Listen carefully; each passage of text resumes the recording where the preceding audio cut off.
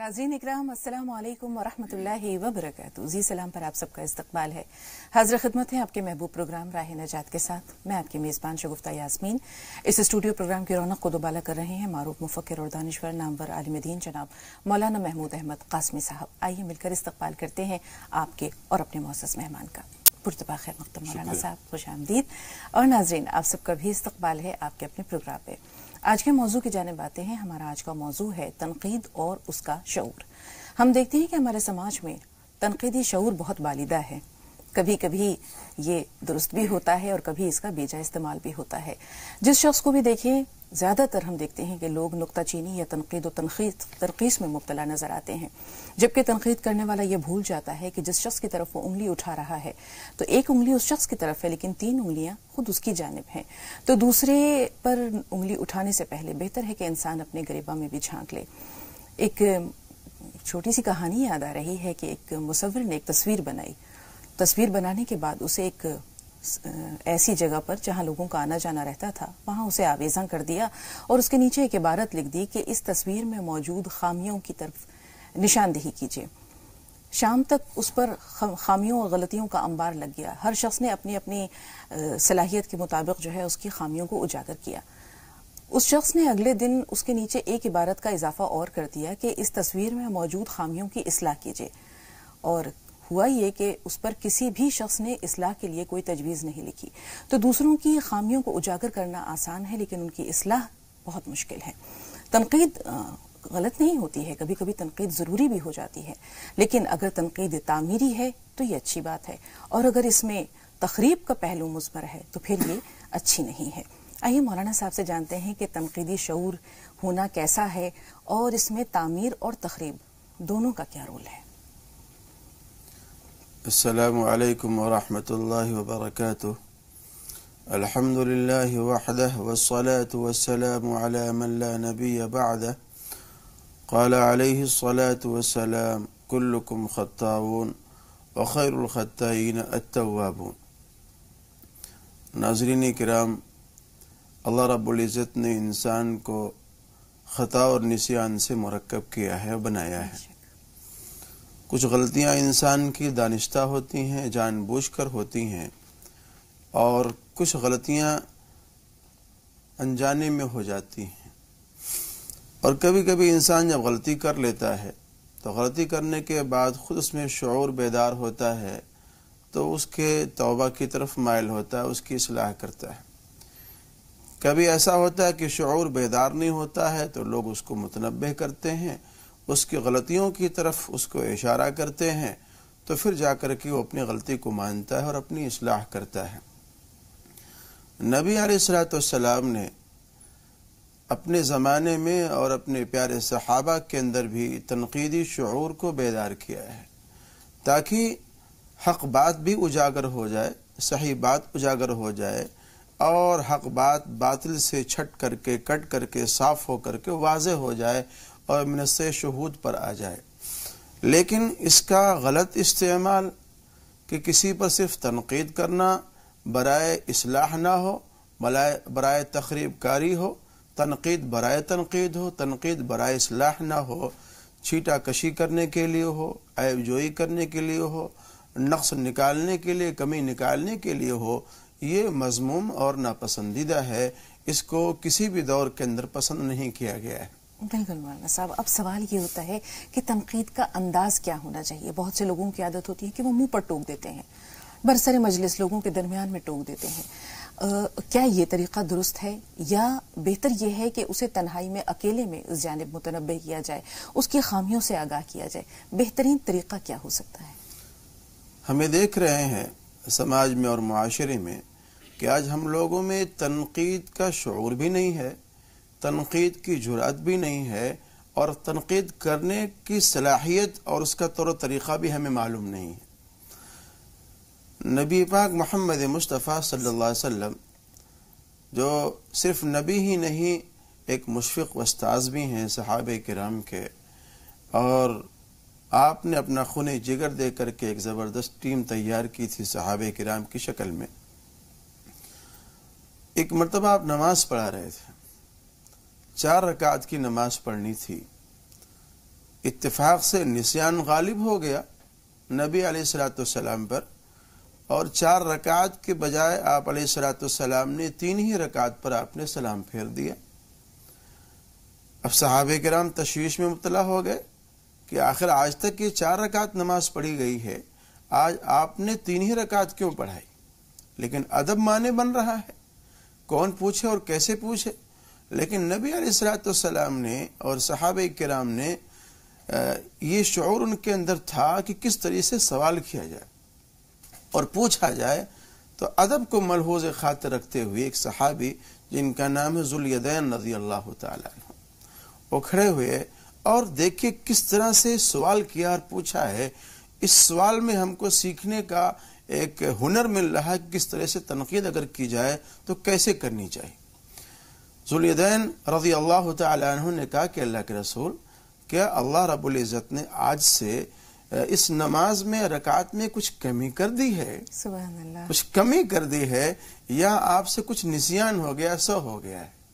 اللہ کے رسول چونکے، آپ کو چونکہ یاد تھا کہ میں نے 4 ہی پڑھائی ہیں، تو جب وہ آپ کو آگاہ کیا گیا تو آپ محسوس کرنے لگے کہ شاید ہو سکتا ہے کہ 3 ہی پڑھائی ہو، تو آپ نے دیگر صحابہ کرام سے پوچھا کہ بھائی میں نے 3 ہی پڑھائی ہے۔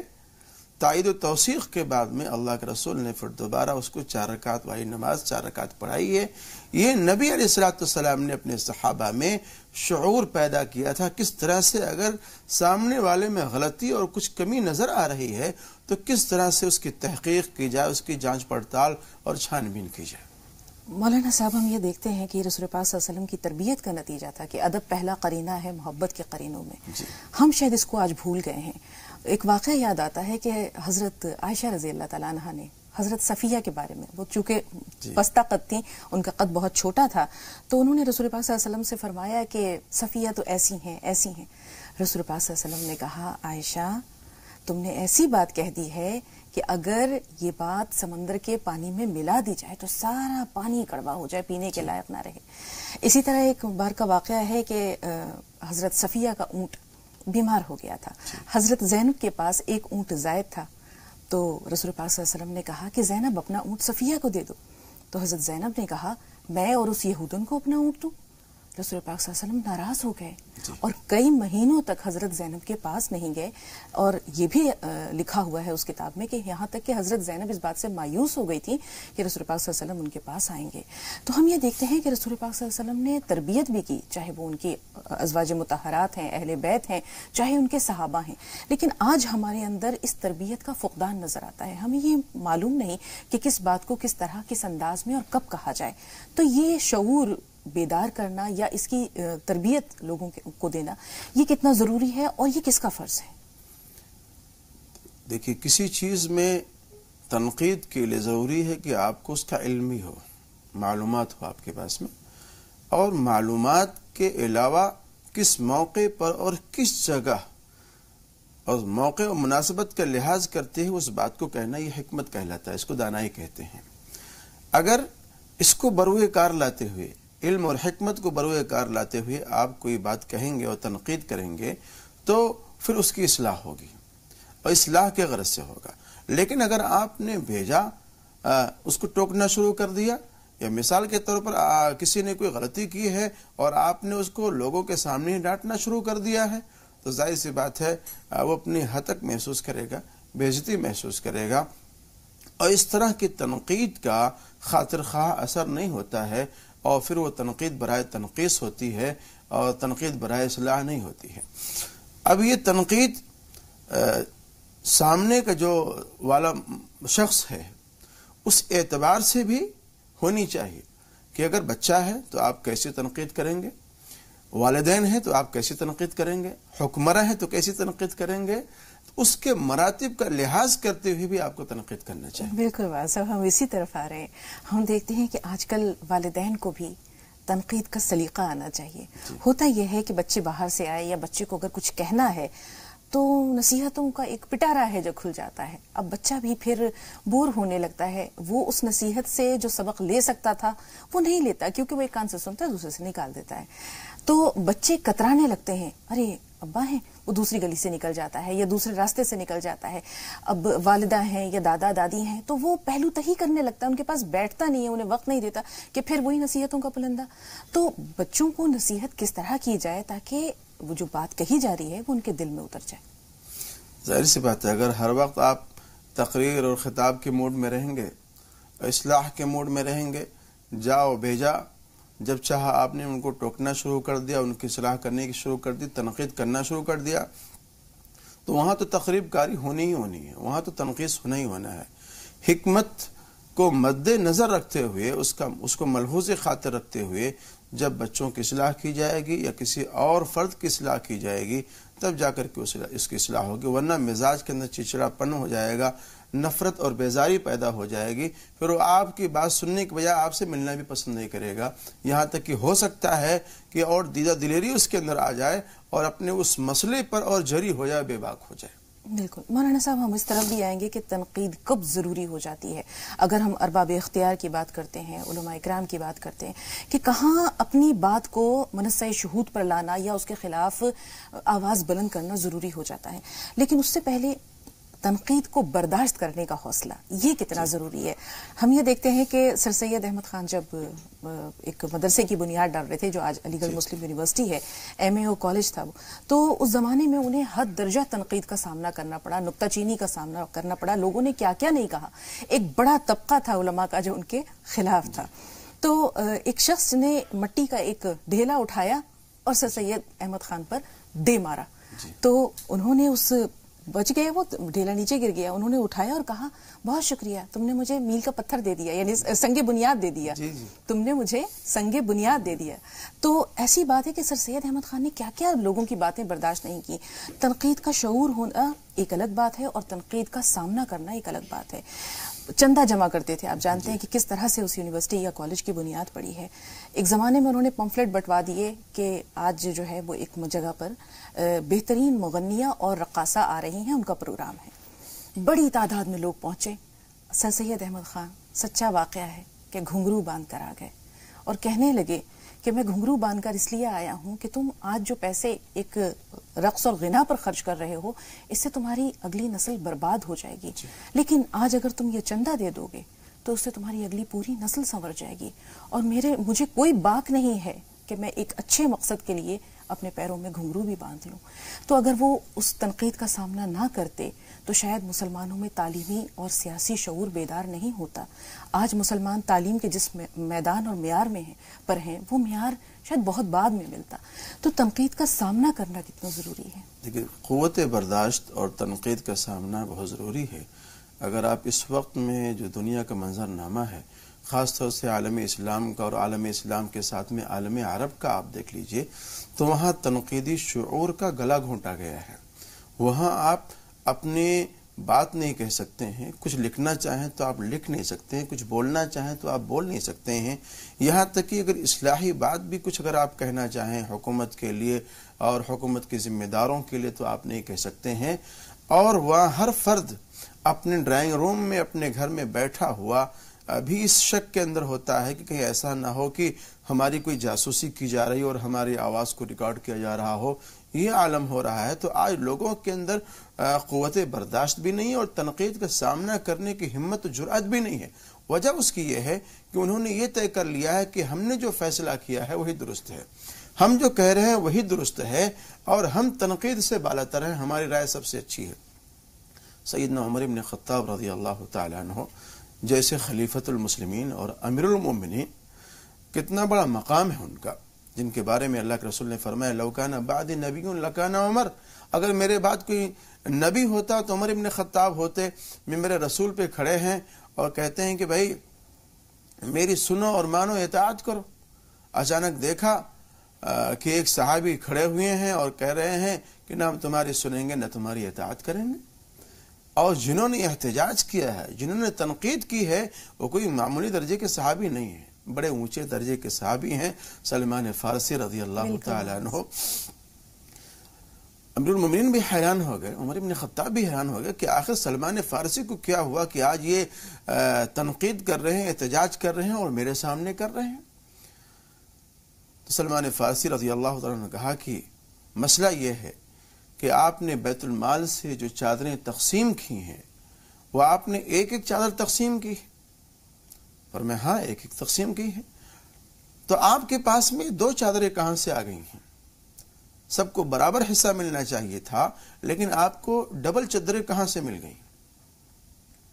یہ دیکھیں کیا شعور بیدار کیا تھا اللہ کے رسول نے. اور صحابہ کرام کو کوئی تعامل بھی نہیں تھا، اور اس وقت کے حکمرانوں کے اندر برداشت کرنے کی جرأت کتنی تھی اور ہمت کتنی تھی. مجمع عام میں تنقید ہو رہا ہے، منبر رسول پہ تنقید کیا جا رہا ہے، مسجد نبی میں تنقید کیا جا رہا ہے. تو عمر بن خطاب رضی اللہ عنہ نے فرمایا کہ بھئی اس مجلس کے اندر مسجد میں عبداللہ بن عمر ہیں کیا؟ تو کھڑے ہوئے کہا کہ جی ہاں میں موجود ہوں. عرض کیا کہ فرمایا کہ بھئی بتلاؤ کہ یہ چادر کس کی ہے؟ عبداللہ بن عمر نے فرمایا کہ بھئی یہ چادر میری ہے، میرے حصے میں آئی تھی.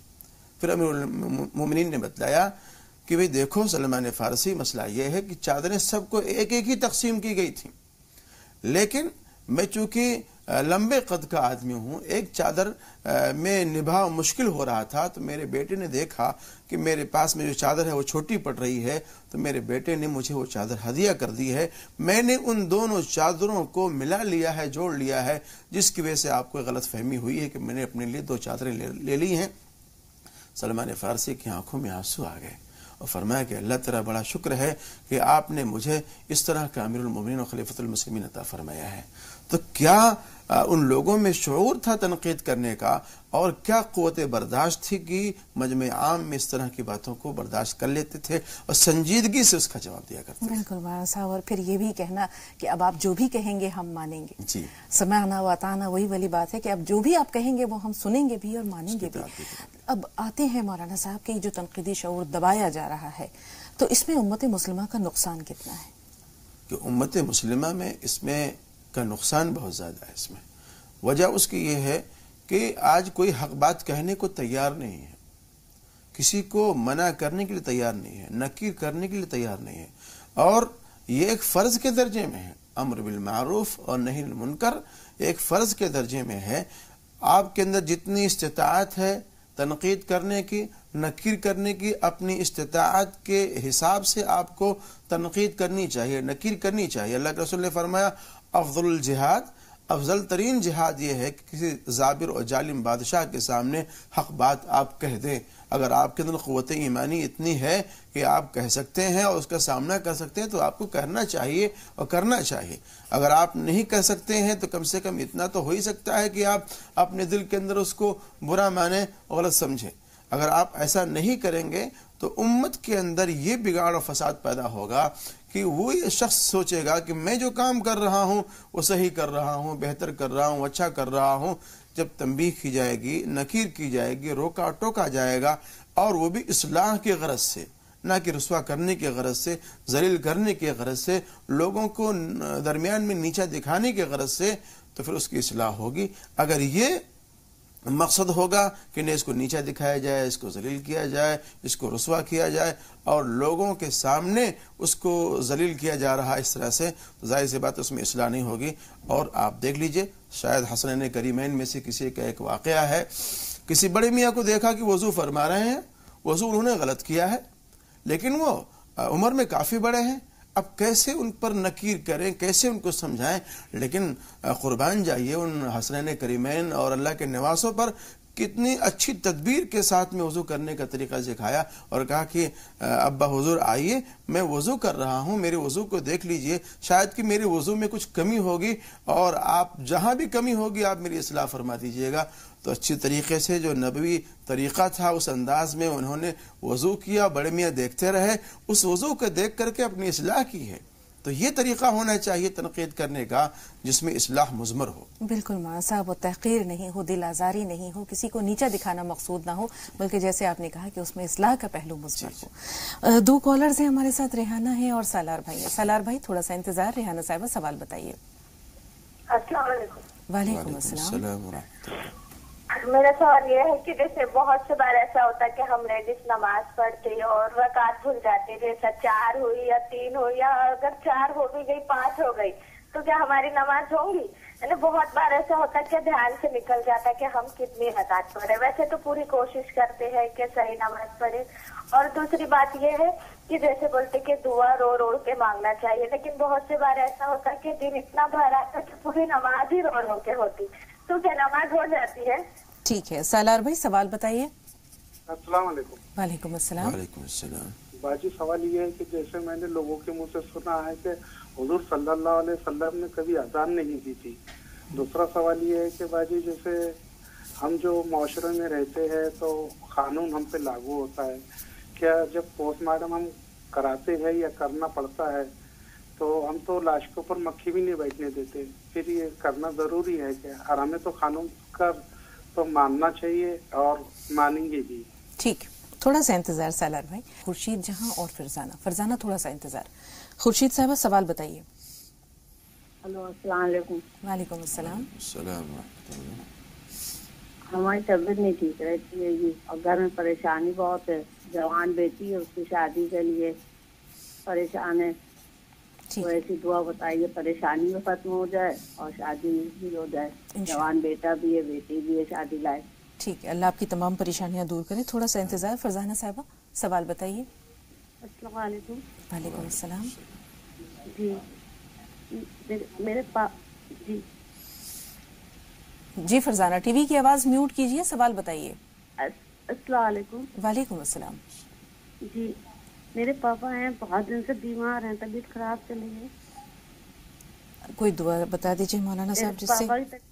ठीक है बहन जी। वालिद साहब के लिए एक तो सदका निकाले, उनकी तरफ से जान का सदका निकाले, और सदक़े से बलाएं भी दूर होती हैं और मरीज को सेहतयाबी भी मिलती है। उसके अलावा कुछ इलाज वगैरह उनका चल रहा है, तो उस जो दवा इस्तेमाल कर रहे हैं वो उस पर या सलाम 1000 मरतबा दम करके उसको खिलाएं, और ख़ुद बज़ात खुद जो बीमार हैं वो लफ्ज़ अल्लाह अल्लाह अल्लाह इसका विर्द करें कसरत के साथ में, इंशाअल्लाह इफ़ाक़ा होगा। इंशाअल्लाह। खुर्शीद साहबा का भी यही सवाल है कि तबीयत ख़राब रहती है, घर में तरह तरह की परेशानियां हैं, बच्चे शादी की उम्र को पहुंच गए हैं, शादी का मसला भी दरपेश है। अव्वल आखिर दरूद शरीफ पढ़ें 3 मरतबा, और या लतीफ़ हो या लतीफ़ हो इसको 300 मरतबा पढ़ें। अल्लाह की बारगाह में दुआ करें, इंशाअल्लाह शादी का मसला आसान होगा। और उसके अलावा अगर रोज़गार का मसला है, कारोबार का मसला है, तो अल्लाहु समद 1000 मरतबा आप पढ़ें, तो उससे भी इंशाअल्लाह अज़ीज़ परेशानियाँ दूर होंगी। सबसे बेहतर उसके अलावा यह है कि इस्तिग़फ़ार कर लें, और नबी पाक मोहम्मद मुस्तफ़ा सल्लल्लाहु अलैहि वसल्लम पर रोज़ाना एक तस्बीह दरूद शरीफ पढ़ लिया करें। जी, बहुत शुक्रिया। रेहाना साहिबा का सवाल यह है कि नमाज की अदायगी में अगर रकअतों की तादाद भूल जाए तो क्या करें फिर वो? देखिए, अगर रकातों की तादाद आप भूल गए हैं, मिसाल के तौर पर 3 ही रकात आपने पढ़ी है और अत्तहियात में भी आप बैठे हैं, आपको याद आया सलाम नहीं फेरा आपने, तो आप खड़े हो जाएं, उसको 4 रकात पढ़ लें उसको, और फिर सजदे सहो करेंगे, नमाज हो जाएगी। लेकिन अगर आपने सलामी फेर दिया, आपको याद ही नहीं रहा कि आपने 3 पढ़ा या 4 पढ़ा है, तो एक अलग मसला है, वो तो अल्लाह कबूल कर लेगा। लेकिन अगर आपको याद आ गया है तो खड़े होकर 4थी रकात पढ़नी चाहिए, और फिर उसमें सजदे से वाजिब होगा। जी, 2 कॉलर्स हैं, सोना और मुश्तरी, लेकिन रेहाना साहिबा का सवाल भी हम हाथों हाथ ले लेते हैं। उन्होंने कहा दुआ तो रो रो कर मांगी जाती है, लेकिन कभी कभी दिल इतना भर जाता है कि पूरी नमाज ही आंसुओं के दरमियान होती है, तो ऐसी नमाज क्या कबूल होगी? बहुत बेहतर है, बहुत बेहतर है। अल्लाह के रसूल जब नमाज पढ़ा करते थे तो आपके जो सीने मुबारक था उसमें इतनी हलचल मचती थी, जिस तरह से एक देशी खोल रही होती उस तरह से होती थी। आप सजदे में जाते थे वहाँ रोते थे, रुकू में होते थे वहाँ रोते थे, तो रोना और आंखों में आंसू आ जाना बड़ी अच्छी बात है। जी, सोना फरमाइए, सवाल क्या है आपका? अस्सलाम वालेकुम बाजी। वालेकुम अस्सलाम। जी बहन। जी बाजी, हमारे घर में बहुत परेशानी है, और एक मेरा बड़ा भाई है, उसे अपन कोई भी बात कहते हैं ना तो वो बहुत जल्दी बुरा मान जाता है और अपने को फटकार दे देता है। ठीक है, और हम मुश्तरी साहबा आप बताइए, आपका सवाल क्या है? मुश्तरी साहबा मैं सुन पा रही हैं? हाँ जी जी। देखिए, मेरी बच्ची है, 2 बच्चियां हैं, और एक टीवी की आवाज थोड़ी देर के लिए बंद कर दीजिए, फिर आराम से अपना सवाल बयान कीजिए। हाँ हाँ हाँ जी। अस्सलाम वालेकुम। वालेकुम अस्सलाम। अस्सलाम वालेकुम। वालेकुम अस्सलाम बहन। देखिए, मेरे 2 बच्चे हैं और उनके रिश्ते नहीं हो रहे हैं, बहुत ज्यादा परेशान हूँ मैं, और कोई आते भी हैं तो मतलब ऐसे देख के चले जाते हैं और कोई बात ही नहीं बन पाती। ठीक है, रिश्तों का मसला यहाँ भी है मौलाना साहब, क्या किया जाए? इनके लिए भी वजीफा है, अवलन वो सदका निकालें बच्चों की तरफ से, और इस ख्याल के साथ में, इस यकीन के साथ में कि अल्लाह से मांगेंगे तो मिलेगा, अल्लाह से रो रो के दुआ करें। और इस अमल को जो मैंने भी बतलाया है कि अव्वल आखिर दरूद शरीफ पढ़ें और 300 मरतबा या लतीफ़ पढ़ें, इंशाअल्लाह अज़ीज़ रिश्ते जो आ रहे हैं, कट जा रहे हैं, उसमें इंशाअल्लाह सुबात और पायदारी भी आएगी इंशाअल्लाह। सालार भाई का सवाल ले लेते हैं। उन्होंने कहा जैसे कि जानते हैं कि रसूल पाक सल्लल्लाहु अलैहि वसल्लम ने अपनी ज़िंदगी में कभी अजान नहीं दी, तो इस बारे में क्या जानकारी है या क्या मालूमात है मौलाना? मुझे भी यही पता है, मेरे इल्म में जो है वो ये भी है कि अल्लाह के रसूल ने अजान नहीं दी है, या हो सकता है कि दी हो, लेकिन इल्म के अंदर ये बात नहीं है। जी, दूसरे सवाल के लिए सालार भाई थोड़ा सा इंतजार, रुखसाना से बात कर रहे हैं। बताइए रुखसाना, सवाल क्या है?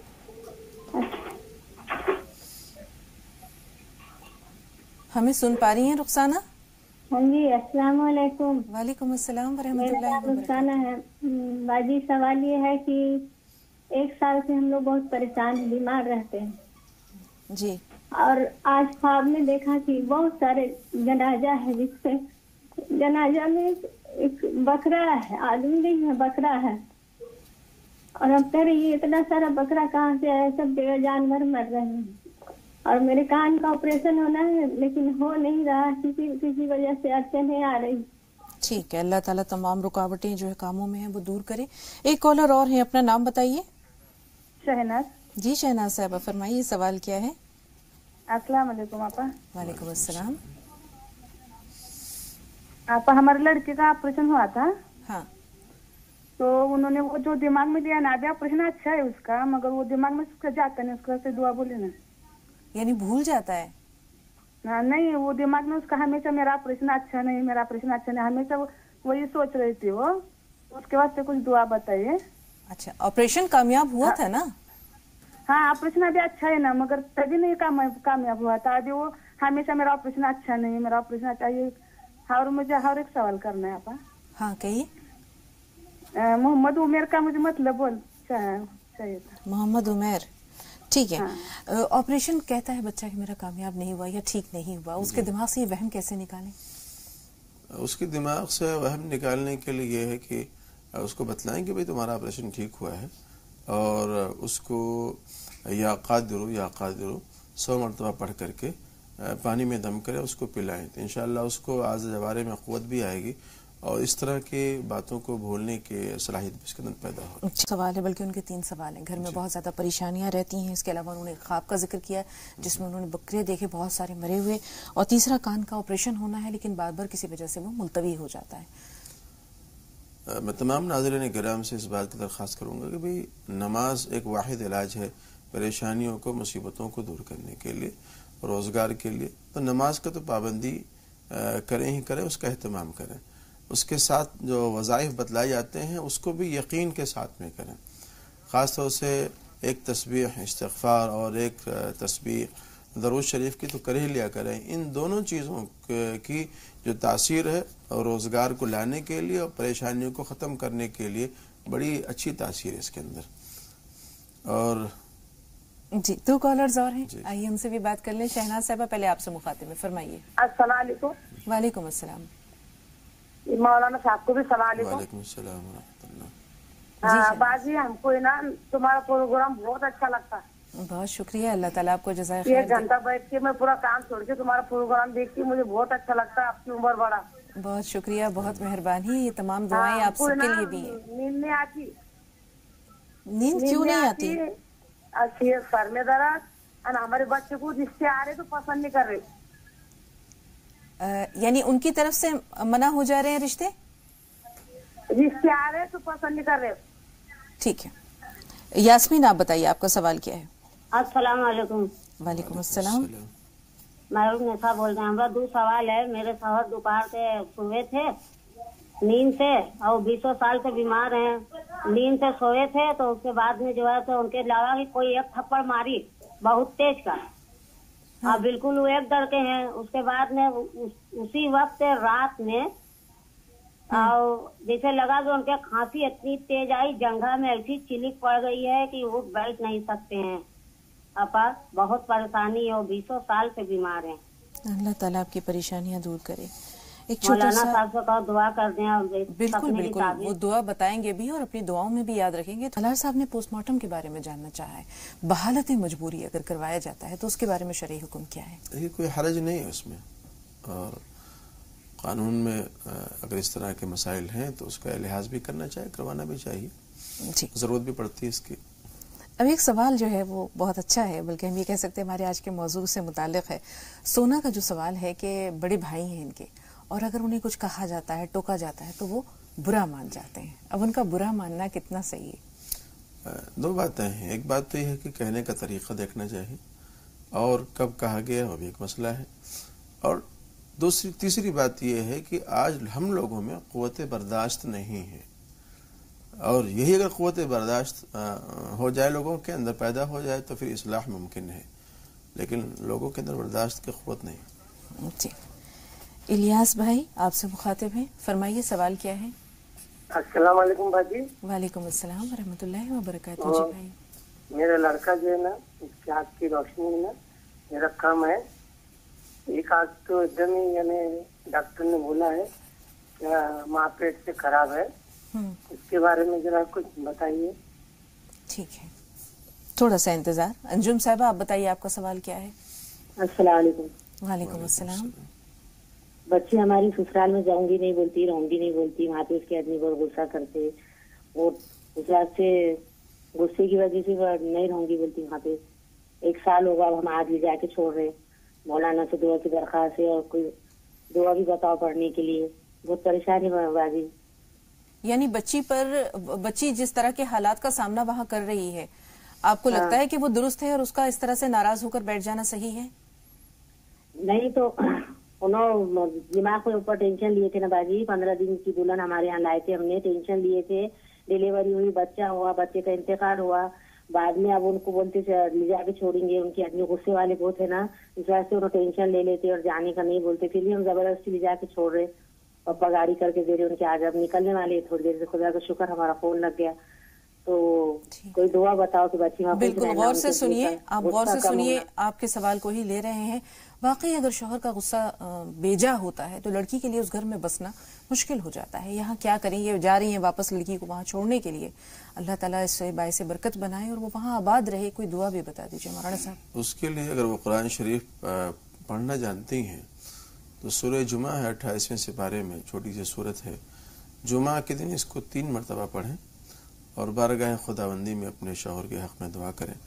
اور جب اپنے شوہر کے ہاں پہنچ جائیں تو مناسب تو یہ کہ روزانہ 111 مرتبہ یا واجدو یا واجدو یہ پڑھ کر کے پانی میں دم کریں. خود بھی پی، اپنے شوہر کو بھی پلائیں. غصہ کم ہو جائے گا انشاءاللہ. انشاءاللہ. امید ہے کہ بہن آپ نے نوٹ کر لیا ہوگا ان تمام باتوں کو. الیاس بھائی نے بتایا بچے کی آنکھ میں روشنی کم ہے، کچھ تو پیدائشی طور پر ہے اور کچھ شاید بعد میں ہو گئی ہے. تو آنکھوں کی روشنی بڑھانے کے لیے کوئی دعا بتا دیجیے.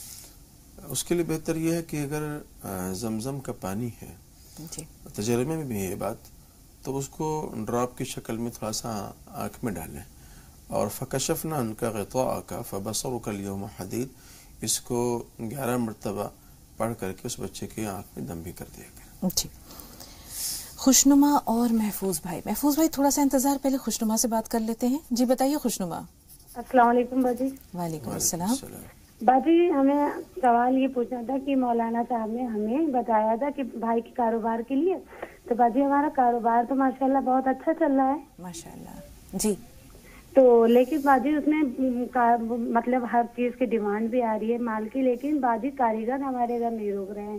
مولانا صاحب نے بتایا تھا کہ جو ہے سورہ بقرہ پڑھائی جائے اور کھانا کھلایا جائے. باجی وہ بھی کھلایا گیا. اور ایک چھوٹی سی بات بتائیے خوشنما، ایک چھوٹی سی بات بتائیے، کاریگر کیوں نہیں رک رہے؟ کیا انہیں پتہ نہیں جتنا معاوضہ ملنا چاہیے وہ مل رہا ہے؟ وہ خوش ہیں؟ جی باجی ہاں مل رہا ہے. باجی وہ ملتا ہے، 2 دن کام کرتے ہیں اور کسی نہ کسی کی طبیعت خراب ہو جاتی ہے اور وہ باجی پھر چلے جاتے ہیں. چلیے ٹھیک ہے، سوال آپ کا نوٹ کر لیا. محفوظ بھائی سوال بتائیے. ہلو جی محفوظ بھائی کے یہاں سے بول رہے ہیں؟ جی کیا کہتے ہیں، ان کی بیٹی بول رہی ہے شادمہ مرزا. جی جی شادمہ بتائیے سوال کیا ہے؟ جی میرا یہ سوال ہے کہ میری چھوٹی بہن ہے، اس کو مطلب خواب میں زیادہ تر بندر دکھتے ہیں کہ بندر اسے گھیر رہے ہیں اور مطلب پریشان کر رہے ہیں.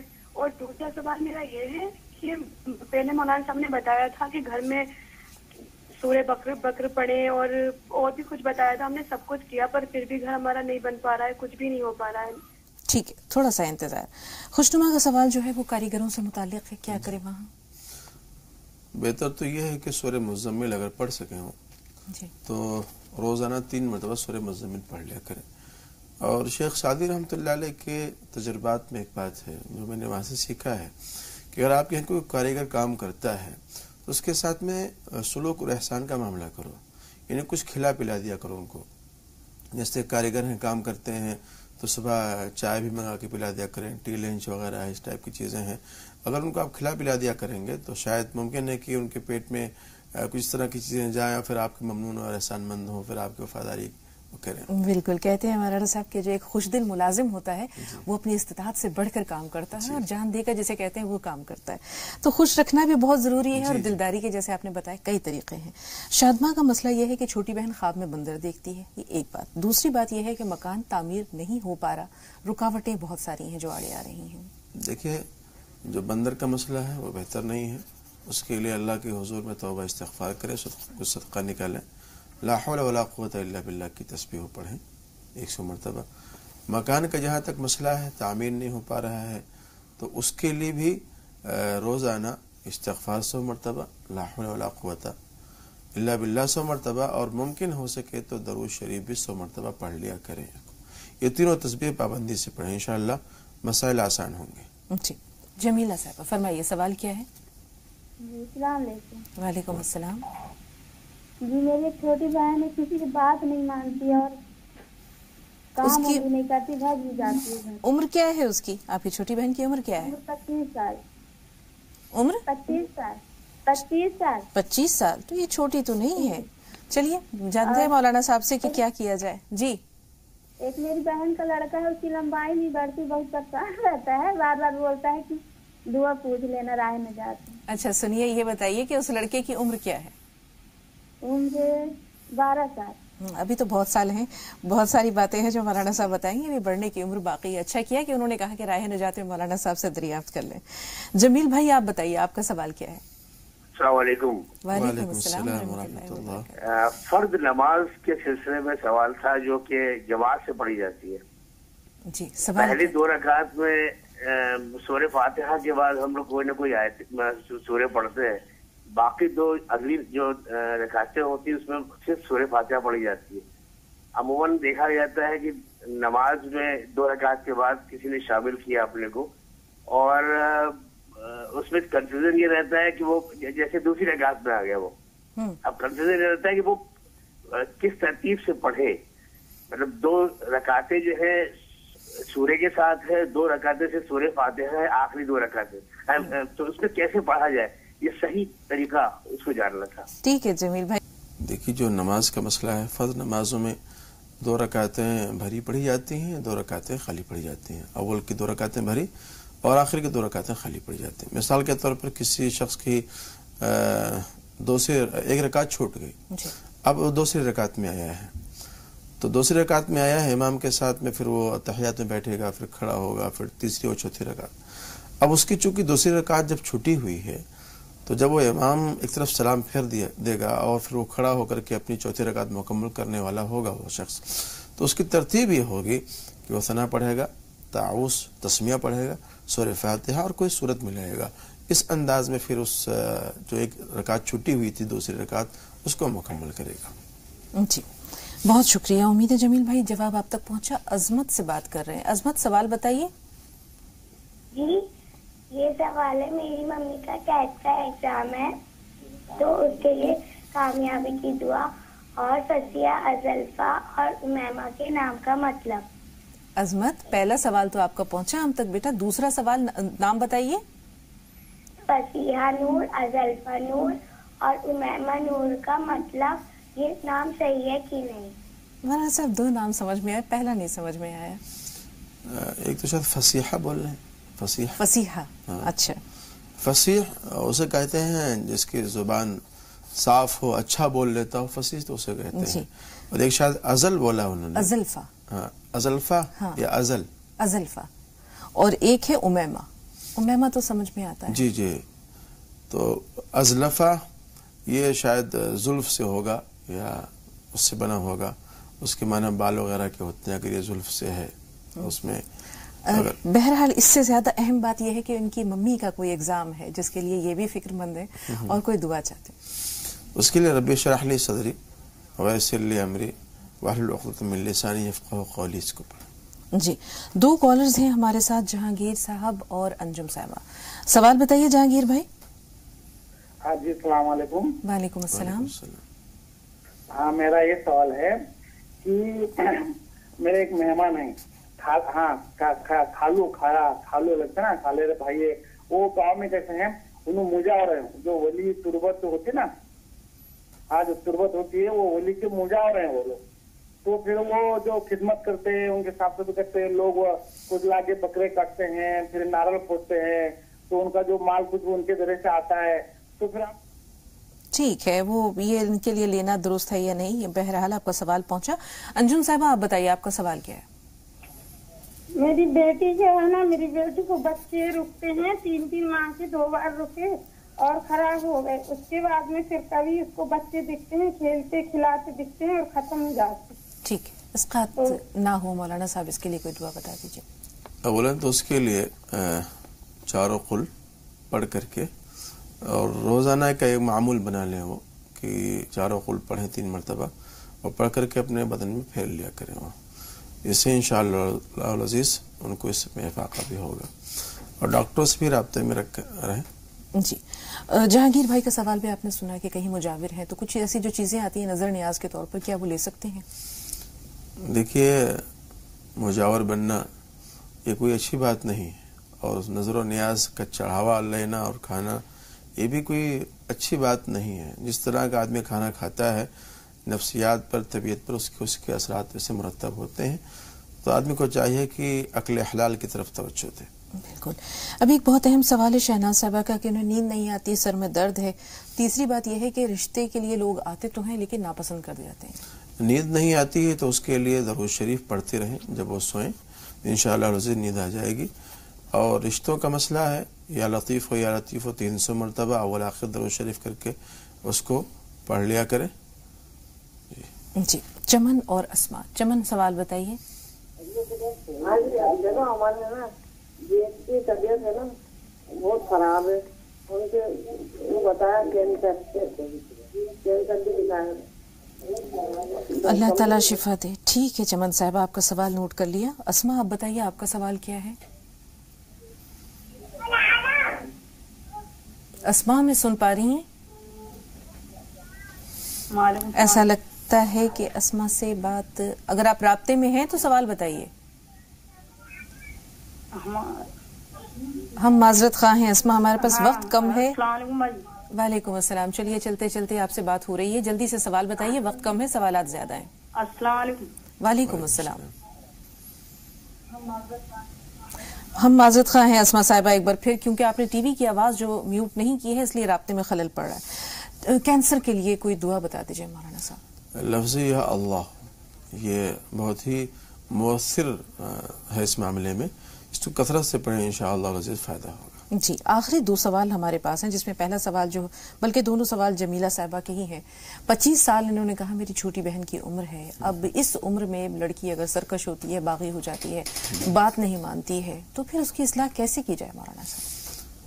ایک تو اللہ رب العزت کی بارگاہ میں دعا کریں ہر نماز کے بعد میں، ربنا هب لنا من ازواجنا وذرياتنا قرة اعین واجعلنا للمتقین اماما، 3 مرتبہ اس کو پڑھیں، اور سماج کے بارے، معاشرے کے بارے میں اس کو بتلائیں، اور خانگی امور کے سلسلے میں اس کو بتلائیں، آگے جس گھر میں اس کو جانا ہے ان حالات کو بتلائیں، اس انداز میں اس کی تربیت کریں، ممکن ہے کہ اللہ رب العزت اس کو ہدایت دے۔ یہاں ایک سوال اور ہے، جب لڑکے کو تنبیہ کی جاتی ہے تو اس کا انداز دوسرا ہوتا ہے، اور لڑکی کو جب تنبیہ کی جاتی ہے تو اس کا انداز دوسرا ہوتا ہے، اور اکثر بچیاں یہ کہتی ہیں کہ بھائی کو تو ہر طرح کی چھوٹ دے رکھی ہے، ہم پر اتنی پابندیاں کیوں؟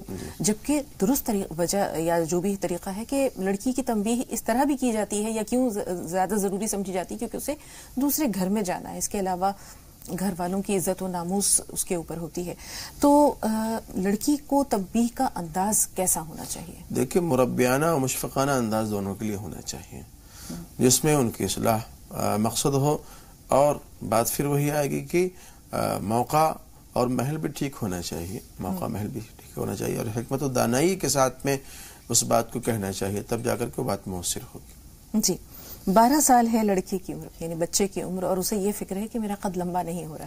اب آپ سے خصوصی گزارش یہ ہے کہ اچھی سی کوئی دعا بتا دیں، یا ابھی جیسے کہ ڈائٹ کا کوئی مسئلہ ہے، ابھی بڑھنے کی عمر ہے ان کی، تو کیسے وہ اپنے قد کو بڑھا سکتے ہیں؟ 12 سال کی عمر ہے، اللہ رب العزت لمبی عمر دے، تبھی تو بڑھنے کی عمر ہے ان کی۔ اللہ رب العزت کے بارگاہ میں نماز پڑھیں، نماز حاجت، اور دعا کریں کہ بھئی ہم کو دراز قد بنا دے، اتنا بھی لمبا نہ بنا دے کہ وہ معیوب ہو جائے، لیکن دعا کریں اللہ رب العزت سے، انشاءاللہ وہ چھوٹا بھی کرنے والا ہے، لمبا بھی کرنے والا ہے۔ ڈائٹ کے ساتھ ورزش کا بھی ایک اہم مقام ہے مولانا صاحب، تو ورزش کے لیے کیسے وقت نکالیں بچے؟ گھر میں کر لیا کریں ورزش، صبح کی بیداری بہت ضروری ہے، اسی بہانے نماز کی ادائیگی بھی ہو جائے گی۔ جی تو بہت ساری باتیں مولانا صاحب آپ کے توسط سے ناظرین تک پہنچی، بہت بہت شکریہ اسٹوڈیو میں تشریف آوری کے لیے اور ناظرین کی بھرپور رہنمائی کے لیے۔ انشاءاللہ آپ سے ملاقاتوں کا سلسلہ جاری رہے گا، رہنمائی کا سلسلہ جاری رہے گا۔ بہت بہت شکریہ۔ تو ناظرین آپ سے ہم اجازت لیتے ہیں، زی سلام دیکھتے رہیں، ہمیں اگلی ملاقات تک کے لیے اجازت دیجیے۔ السلام علیکم ورحمۃ اللہ وبرکاتہ۔